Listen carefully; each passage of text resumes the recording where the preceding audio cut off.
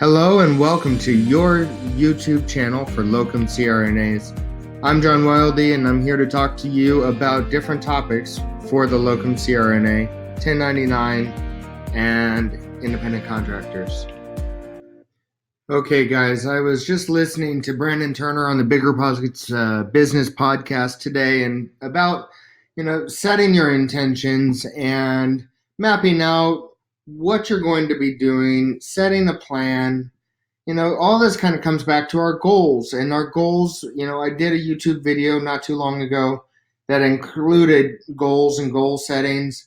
But this is more of actually determining what you're going to do today to accomplish what you're planning. We're not going to gamble on what we're doing.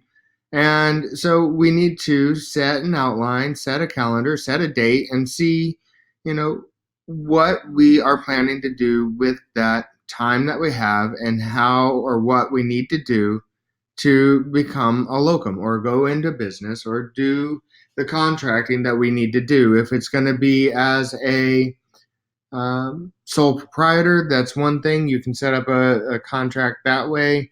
But if you're going to set up an LLC or a professional LLC, depending on your state and your requirements, that has to be planned for, and you have to do that in advance.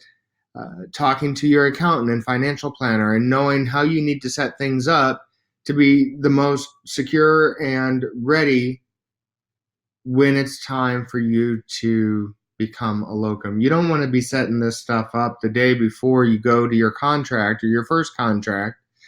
And you don't necessarily want to do it without knowing if you want to be a contractor. If you are taking a 1 week locum, maybe the best thing for you to do is do the sole proprietor, find out what the implications are, find out if you actually like traveling to another place, because if it's a one-time 1 week thing, your accountant can work with you on the sole proprietor to be able to work it out on your taxes, and it should not be an issue. But if you're going to do this long term, you have to set a plan, set your intention, set up what you need to in order to be prepared to start your locums, especially if you're doing a long-term locum. We have the video on what to pack for your first locum and making sure that you have everything you want with you when you go. There's always things to think about, and there's always ways to over prepare or under prepare.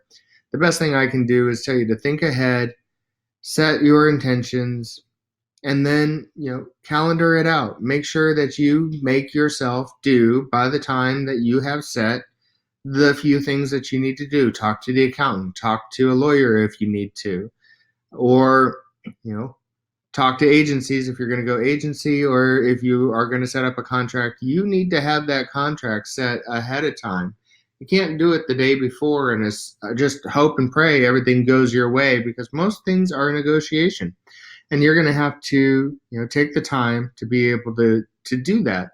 So set your intention, map out how you're going to get there.